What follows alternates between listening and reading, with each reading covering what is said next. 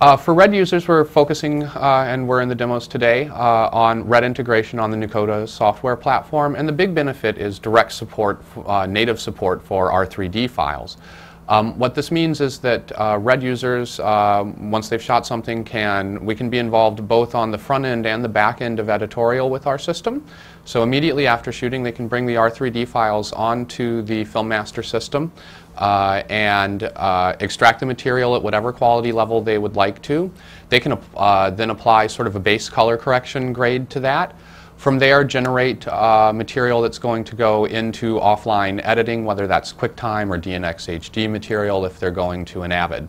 So that's sort of the front half of it, is bringing the material in the native R3D in, maybe applying some color corrections, and then getting it out to offline editorial.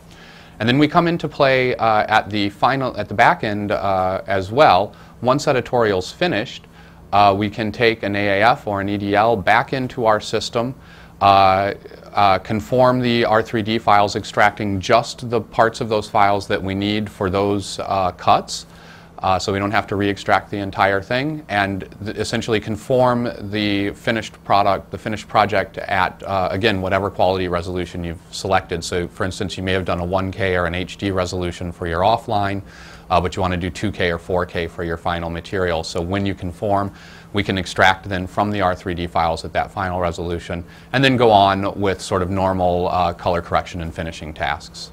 Now let's look at the RED compatibility.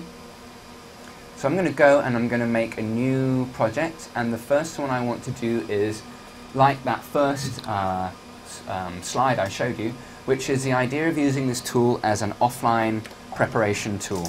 The kind of tool where you would just take R3D files, drop them on the timeline, and then you'd want to export something for Avid, say, to do an editorial. Okay, so you can see what I'm doing on the left here on my GUI screen. This is my mouse here, and I'll try and bring across the dialog boxes onto the big screen here so you can see them as well. So I'm going to go import. Let's move that across. There we go. So I'm going to import, and just to show you how it works, I'm just going to go and grab some R3D files. There's one in its folder with all of its reference movies, but we're not using the reference movies. We're dropping in the real R3D file, and I'm going to go to the end and grab some arbitrary ones. I'll grab that one. Okay, so what I've done when I hit import is it's essentially, if you look on my GUI screen to the left, it's put them in my library or bin, however you want to think about it. They're just metadata links.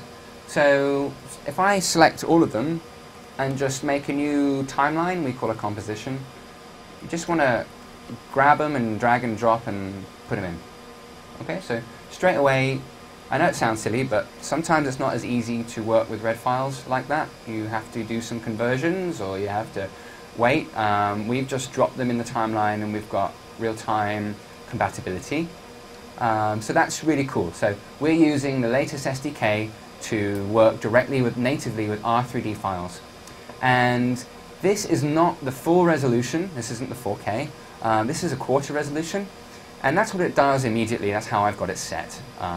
What I can do maybe is just pump that up to be HD, and still got very quick interactivity, and I want to export that for, say, editorial, let's just say. And that may be good enough. I might not need the 4K to go and export to make edit decisions. So in this little demo, I'm going to just say that's fine, and I'm going to export the media and select DPX, or in this case, movie or MXF, and go to options, and I can show you here that we support all of the DNX HD flavors or MXF flavors for export. And the important thing is that we keep the original file name that the RED gives the files when we export. That's key. That's absolutely key, because we need, for the next stage, we're going to do a reconform, and if you haven't kept that right, then you won't be able to find the right files, obviously. So we can do that. So I export that, and now this is ready for editorial. So let's assume that they've done everything they want to do in the Avid or the Final Cut system. And now they want to do their final color, not any temp color I may have put on there, but final color, and they want to do it in the system. So we're going to reach back and grab those files and conform the red files. Now they haven't moved, they're sat on our SAN, and we're not using any proxies or anything like that. We just go and conform from those files. So let's do that. This time I hit import. I'm not going to grab individual files. I'm going to instead go and get an EDL. Now this helps me show another key part of this system where you don't just conform one EDL, you conform multiple ones to make different layers in the same timeline. I'll show you what that does. So 1, 2, 3, 4, and I hit import. And what that means is now unfortunately it comes over this side, so it will keep going back there. I'm going to import the first EDL into this composition, and then it will ask me what I want to do with the second EDL, and I'm saying, okay, put it in the same composition, thank you very much. So I'm going to just keep doing this process over here until I have all 4 EDLs into the same composition. Okay, so when you look now, let me close that out. When you look now to the left on my little GUI screen, you can see that I have, just like the Avid or the Final Cut edit, my timeline, multi-track, 1, 2, 3, 4 different tracks. And that means that more complex compositing between tracks can be done in the color correction system. I'll show you why that's good. So first of all, we have the end credits that have been brought in, so we can mix file formats in the same project. We've got some audio, but the main thing we need to do is get all this red stuff conformed. At the moment it's saying offline. So we need to just jump into the list capture module. And the first thing here says conformed. I'm very happy about that. It says I've got the DPX or the end tag, that's all done. But all this stuff here from the other EDLs, it's combined together and it needs to conform all these files. So the tape name that it's got from the EDL is very important. That's the original naming structure of the red files. And I'm going to tell Filmmaster to go and search my hard drive for matches for this. So the way I do that is I say, please capture the time code and match the name for the tape name in the EDL with the file name. So I point it to where I want to look for the rushes, as they call them in England, but you might call them dailies, or all the source files, and hit capture. And it will look and find them. See, now all of them have it's gone out and found them and they've all gone green.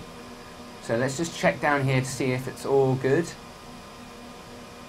Okay, there's a few at the end that it didn't get.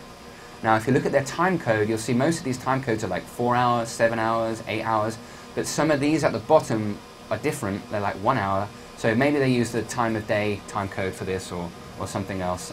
So let's switch to a secondary time code selection so we can go and capture them again and find the others. Okay, good.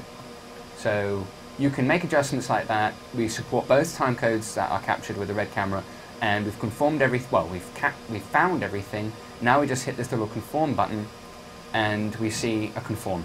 So this is a red conform, just the way I wanted it, but I'm not 100% sure that's the way I wanted it yet because I need to check it against an offline.